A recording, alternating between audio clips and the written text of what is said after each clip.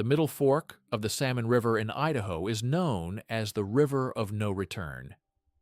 Not because people cannot leave, but because once you descend deep enough into its canyon system, the wilderness closes behind you in layers of rock, pine, and current that make retreat to feel theoretical. The walls rise steep and fractured, timber clinging to slopes where soil should not hold. Sound travels strangely there. A snapped twig can echo like a rifle crack.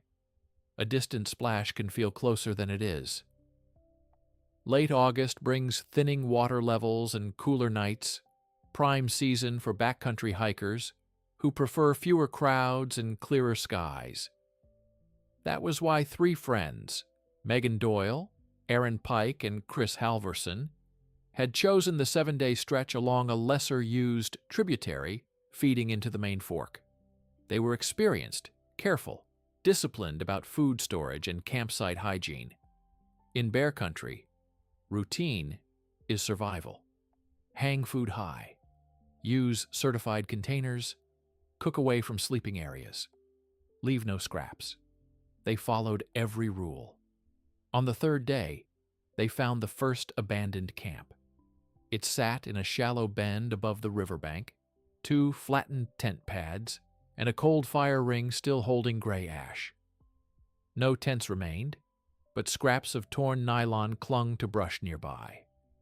A hard-sided food container lay split open at one hinge, lid peeled back, as if pried with leverage rather than chewed blindly. Megan crouched beside it and ran her fingers along the plastic edge. The damage wasn't random gnawing, it was directional. Pressure applied repeatedly to the latch point until structural weakness gave way. Chris scanned the surrounding trees. No fresh tracks were obvious in the dry soil, but the silence felt heavy. The trio assumed another group had suffered gear damage and evacuated early. That happens in remote backcountry. Containers fail. Weather turns. Plans change. They moved on, noting the coordinates casually in case rangers needed information later. By late afternoon, they established their own camp 2 miles upstream on a gravel bar bordered by pines. The river ran steady and cold, masking smaller sounds beneath its constant flow. Aaron double-checked their bear-resistant canisters, placing them 50 yards from the tent site as protocol dictates. Megan hung a small scent bag high as secondary precaution.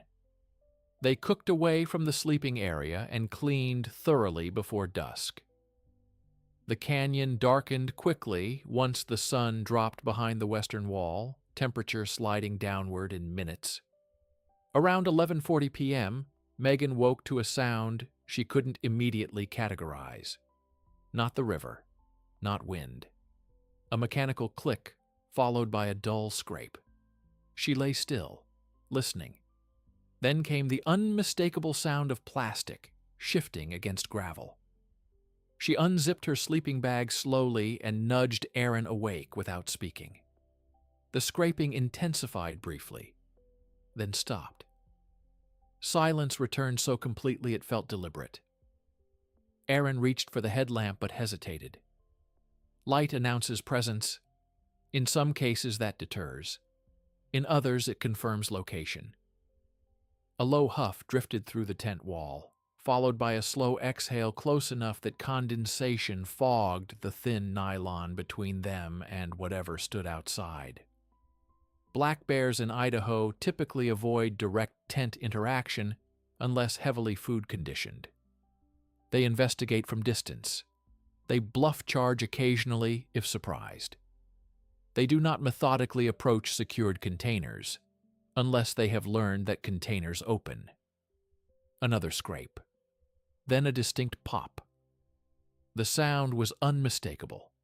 The locking tab on one of their certified canisters snapping under torque. Aaron's pulse spiked. Those containers are designed to resist crushing and chewing. They are not designed to resist rotational leverage, applied repeatedly at precise latch points. The bear outside was not mauling blindly. It was manipulating. Chris, in the adjacent tent, whispered their names through fabric. Before either could answer, the zipper on Chris's tent door moved. Not torn, not slashed, pulled. A short, deliberate tug downward that stopped halfway. The bear had hooked a claw into the zipper loop. It did not rip through fabric. It tested the mechanism. Megan's breathing went shallow. Bears do not inherently understand zippers. They respond to resistance and yield. If something gives under tension, they repeat the motion. The zipper moved again, another inch downward.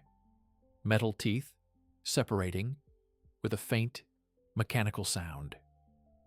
Chris froze completely inside, hands braced against the interior wall. Aaron made the decision then and switched on his headlamp.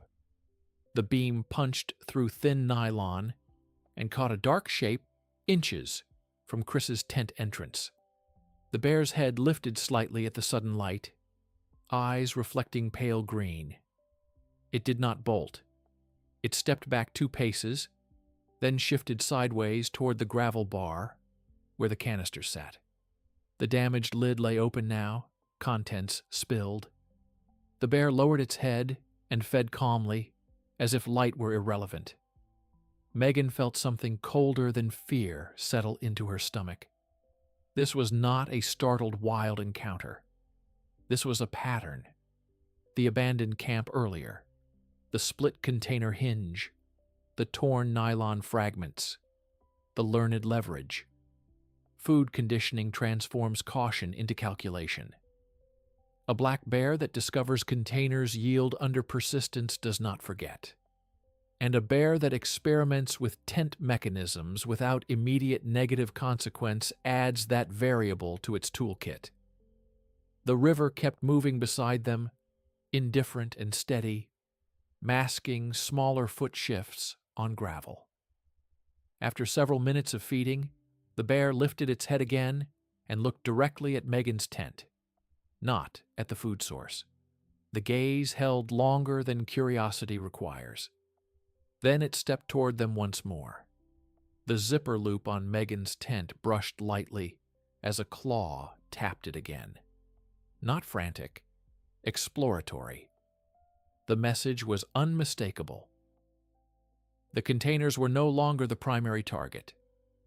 The tents were part of the system now. The claw touched the zipper loop again, not striking, not tearing, just applying pressure with deliberate curiosity, as if testing whether the small metal tab responded the way the container latch had responded minutes earlier.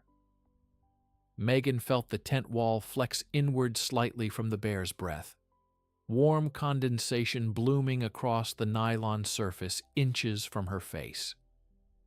Aaron kept the headlamp beam steady, angling it toward the silhouette outside, and for several seconds the bear did nothing except stand there and assess. Black bears are often labeled timid compared to grizzlies, but timidity evaporates when food conditioning reshapes caution into familiarity. This bear had already breached a certified container using torque at the hinge. It had already discovered that zippers separate under repeated tension. That combination did not belong to random wilderness behavior. It belonged to accumulated trial and error, reinforced by reward. Chris whispered from the adjacent tent that his zipper had moved again before the light came on, that he had felt the teeth separate by inches. Aaron raised his voice sharply now, shouting and clapping inside the tent to create a sudden burst of noise. The bear stepped back, but did not flee into timber. It shifted weight and circled toward the river edge, then paused and returned toward the spilled food again, consuming what remained with slow, methodical chewing. The river's constant rush masked smaller gravel movements, giving the animal acoustic advantage. Megan realized the canyon amplified and absorbed sound unpredictably. Their shouts might not carry far beyond the immediate clearing. After several minutes, the bear finished the accessible food and returned toward Chris's tent first. This time it did not approach head-on. It moved along the side wall, nose brushing fabric where human scent concentrated. It inhaled deeply, then placed one forepaw against the tent seam and pressed. The aluminum pole bowed inward slightly under pressure. The zipper moved another inch, not fully open, but enough to reveal that the bear understood cause and effect. Pull equals opening. Resistance equals repetition. Aaron unzipped his own tent abruptly and stepped halfway out with the headlamp beam fully exposed, shouting at maximum volume while slamming a metal cooking pot against a rock. The noise ricocheted off canyon walls in sharp echoes. The bear withdrew 3 steps and huffed, head swinging side to side, but again it did not disappear into forest shadow. It paced the gravel bar in a shallow arc, never breaking line of sight entirely. Megan grabbed the bear spray canister beside her sleeping bag and crawled toward the tent entrance. They had followed protocol: food 50 yards away, clean cooking zone, no scraps. But protocol does not account for repeated exposure to careless hikers upstream. The abandoned camp earlier replayed in her mind with new clarity. That container hinge had not failed accidentally. It had been worked repeatedly. If this bear had successfully opened multiple containers over weeks or months, its behavioral threshold had shifted. Eventually, containers are not just food storage. They are signals. Where containers exist, humans exist. And where humans exist, scent and opportunity converge. Chris finally burst from his tent as well, shouting and waving his arms wide. For a brief second, the bear retreated farther toward the tree line, body half obscured between pines. Silence stretched. Megan hoped it would dissolve back into the dark entirely. Instead, a second shape moved behind the first. Smaller, lighter, a yearling perhaps. The realization tightened her chest. This was not a solitary anomaly. A sow teaching a cub to manipulate human systems is more dangerous than a lone, food-conditioned male. Learning transfers. Reinforcement accelerates. The larger bear stepped forward again, not directly at the tents this time, but toward the remaining intact container that Aaron had placed slightly uphill. It rolled the canister once with a forepaw, then rotated it until the lid latch faced upward. The movement was deliberate, mechanical. It gripped the edge and applied downward force while twisting sideways, repeating the motion with incremental adjustments. After 3 attempts, the lid popped partially loose. The sound was soft but final. Megan felt a shift that went beyond fear. This was no longer an encounter to wait out. It was escalation.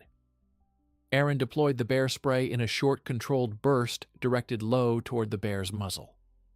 The cloud expanded quickly in cold night air, orange mist illuminated by headlamp glare. The larger bear recoiled sharply this time, stumbling backward several yards and shaking its head violently. The yearling retreated immediately into deeper shadow. For the first time that night, distance widened meaningfully. The sow circled once at outer range, snorting and pawing at the ground, then withdrew into the trees with her cub. The clearing went still again, except for the river. Megan's hands shook as she lowered the spray, but the tension did not dissolve. Bears driven purely by hunger avoid capsaicin reinforcement after a strong negative exposure. Bears driven by conditioning often return once discomfort fades, because memory of reward outweighs temporary pain. They did not sleep the remainder of the night. Every twig snap felt amplified. At first light, they surveyed the site fully. 2 containers destroyed. Zipper teeth bent and stretched on Chris's tent. Clear claw marks along seam lines where fabric had been tested rather than shredded. The abandoned camp upstream was no longer coincidence. It was stage 1. They were stage 2. And as they packed in tight silence to leave the canyon earlier than planned, Megan scanned the tree line one last time and saw movement high above the gravel bar, a dark shape watching from elevation. Not random wandering, monitoring. The river of no return does not make retreat easy, but staying inside a pattern that is evolving is harder. They broke camp faster than they ever had in the backcountry, hands moving automatically through routine while their eyes tracked tree line more than gear. The canyon felt narrower in daylight than it had the evening before. Granite walls rising in layered shelves that blocked easy exit routes and forced the trail to follow the river's bends. Retreat along the Middle Fork is not a straight line. It is a sequence of gravel bars, narrow timber corridors, and exposed ridgelines that offer visibility in bursts and blindness in between. Megan took point with trekking poles. Aaron walked center, carrying the remaining intact container, and Chris covered rear, scanning frequently uphill. Every snapped twig or falling pine cone carried weight now. Black bears typically avoid sustained pursuit of humans on foot unless food reward is tied directly to their presence. That was the variable they could not measure anymore. Within the first mile, they saw fresh sign. Tracks in damp sand where the tributary crossed the trail. Large foreprint, smaller secondary print beside it. Direction, parallel to their movement. The spacing between prints suggested walking pace, not random foraging. Megan crouched briefly and measured the depth of impression with her fingers. The soil was still moist from early morning dew. The tracks were recent, very recent. Aaron felt the same cold realization settle in his chest. The bears were not simply raiding camps opportunistically. They were adjusting movement to human relocation. Food conditioning often begins with unattended gear, escalates to active campsite intrusion, and in rare cases transitions into following patterns if reward continues. They maintained tight formation as the trail narrowed into a pine corridor, where visibility dropped to 20 yards at best. The river masked distant sound, its steady rush erasing smaller signals that might otherwise warn of approach. Halfway through the corridor, Chris heard the first branch snap behind them, not directly on the trail, but slightly uphill. He stopped instantly, and the others froze in place. The forest held its breath. Then came a low chuff, not aggressive, but communicative. Megan turned slowly and saw movement between trunks, dark fur sliding through filtered light at measured pace. The sow was not charging. She was shadowing. The yearling moved lower along the slope, occasionally appearing and vanishing again. The spacing mirrored the night formation at camp, layered. Megan raised her voice firmly, projecting dominance without panic, clapping poles together sharply. The sow halted but did not retreat. She angled slightly closer to the trail, decreasing lateral distance. The yearling drifted farther downslope, effectively closing the corridor from below. The realization hit simultaneously. They were being bracketed. Bears do not coordinate like wolves, but learned behavior can produce structured positioning when cubs mirror the sow's movement. If the sow had learned that humans carry containers which yield food, then maintaining visual proximity during retreat could become reinforced strategy. Aaron unholstered the bear spray and kept it visible, not deploying yet. The wind direction shifted unpredictably within the canyon, swirling along rock faces and eddies in the timber. A premature spray burst could backfire. They resumed moving slowly, refusing to run. Running triggers chase reflex even in black bears under certain conditioning. The sow matched their pace from elevation. The yearling dropped behind momentarily, then reappeared farther ahead along a bend in the trail. That movement chilled Megan more than anything else. It suggested anticipation of route rather than simple following. The canyon geography forced hikers into predictable lines. The bears were exploiting that constraint. At the next open gravel bar, the trio made a calculated decision to create distance using exposure rather than cover. They stepped out into full sun, away from dense timber, and formed a tight triangle facing outward. The sow emerged from tree shadow at the edge of the gravel and stopped, blinking in direct light. She huffed once and paced laterally, unwilling to fully commit into open space, but not relinquishing proximity either. The yearling remained partly concealed behind driftwood near the riverbank. The standoff lasted nearly 3 minutes, long enough for adrenaline to distort time perception. Megan spoke loudly and steadily, repeating human presence cues while clapping poles again. Aaron advanced one controlled step toward the sow, spray raised. That forward movement shifted balance. The sow stepped back 2 paces, reconsidering. Then she turned her head toward the yearling and emitted a short, low vocalization. The cub retreated upslope immediately. The sow followed after a final assessing look. They vanished into timber. Relief did not follow. Retreat after testing can signal recalibration rather than surrender. The trio resumed movement, but tension rode with them heavier than packs. By late afternoon, they reached a narrower canyon pinch point where granite walls forced the trail into a single exposed ledge above river drop. There was no alternate route, no lateral spread possible. As they stepped onto the ledge one by one, Chris glanced back and saw the sow again at the far end of the previous timber corridor. She did not approach immediately. She waited. The message was clear. The river's name felt less metaphorical now. Once deep enough inside this canyon system, retreat paths narrow and options compress.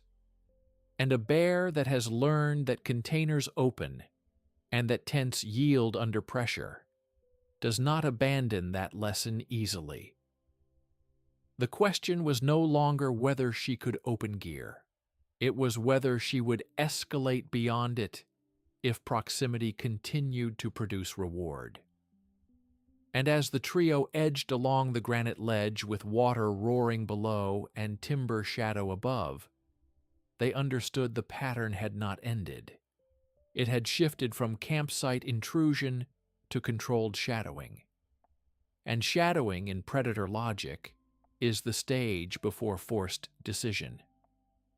The granite ledge narrowed to less than 3 feet at its tightest point, forcing them to move single file with the river roaring 40 feet below in a white, relentless surge that erased subtle sound cues from behind.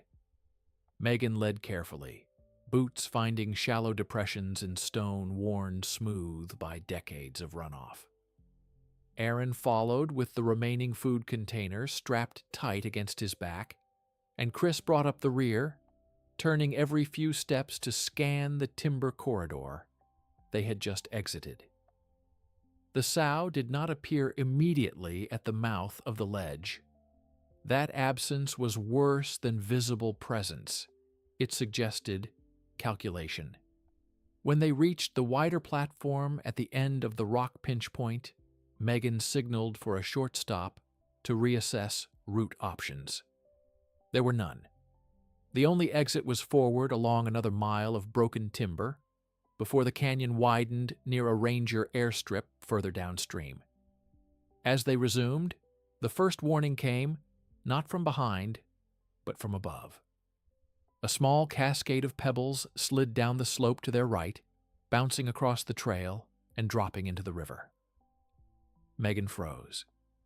She lifted her eyes slowly and saw dark fur between scrub pines clinging to the rock face. The sow had climbed elevation and now held vertical advantage. The yearling stood lower, near the timber entrance behind them. The spacing formed a shallow V shape around the trio, funneling them forward along the only viable path. This was no random crossing. It was pressure from two angles. Aaron raised his voice loudly, projecting dominance while unholstering the bear spray again. The sow did not charge. She descended slowly from the slope in controlled movements, never fully committing but narrowing lateral distance with each step. The yearling drifted behind Chris, not closing in, but shortening the gap enough to eliminate clean retreat. Megan understood the geometry instantly. The bears were not trying to drive them off the trail entirely. They were constraining them until fatigue or misstep fractured formation. She stepped sideways deliberately to recenter the triangle and forced the others to close ranks around her. The sow halted at roughly 25 yards, head low, nostrils flaring. Her focus shifted repeatedly to Aaron's pack. The container inside carried residual scent, even if sealed. Conditioning had linked that silhouette to reward. Aaron removed the container from his pack slowly and placed it on the ground between them and the sow. It was a calculated risk. Distraction could break proximity, or it could reinforce escalation. The sow's posture changed immediately. She stepped forward 5 yards, then stopped, assessing the humans rather than the object. That hesitation revealed the shift. The container was no longer the sole trigger. Human proximity itself had become associated with opportunity. The yearling edged closer behind Chris, testing distance.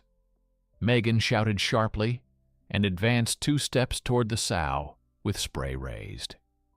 At 15 yards, the sow lunged, not full sprint, but a hard bluff that closed half the remaining space in seconds.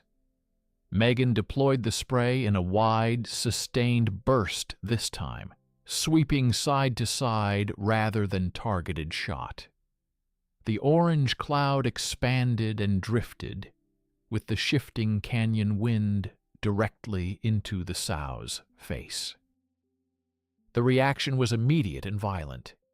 She veered sharply left, pawing at her muzzle and huffing in short, explosive breaths. The yearling retreated upslope instantly. The trio did not wait to measure effect.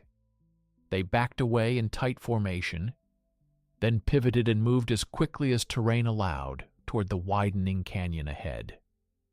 Behind them, the sow vocalized once, low, frustrated, but did not re-engage immediately. Capsaicin in high concentration creates intense sensory overload. Conditioned bears often require longer reset periods after strong exposure. They reached the wider basin nearly 15 minutes later, lungs burning from controlled pace rather than sprint. The ranger airstrip appeared ahead, like an improbable strip of flat earth cut into wilderness. They did not stop until they were fully in open space. Only then did Megan turn and scan the tree line. No dark shapes followed immediately. Hours later, when a bush plane finally lifted them out toward civilization after emergency contact via satellite device, The canyon receded beneath them in layers of pine and granite that looked tranquil from above. Rangers would later investigate the abandoned camp upstream and confirm multiple reports of container breaches in that stretch over the previous month. Nylon, shredded in patterns consistent with zipper manipulation rather than tearing. Food canisters pried at hinge points with rotational force. The sow would eventually be classified as dangerously food-conditioned. Relocation was attempted weeks later. Whether it held long-term was uncertain. Bears that learn mechanical systems do not unlearn them easily. The river of no return kept moving as it always had, indifferent to labels. The canyon would quiet again after media attention faded.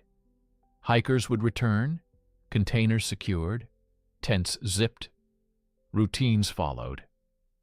But deep in timber corridors where scent carries and gravel remembers tracks, a lesson had already taken root. A bear had discovered that plastic yields under torque, that metal teeth separate under pull, that nylon walls are barriers only until they aren't. And once an animal links human presence with mechanical access rather than fear, the distance between curiosity and escalation narrows dangerously. The river does not trap you by force, it traps you by geometry. And in that geometry, patterns repeat until something breaks them.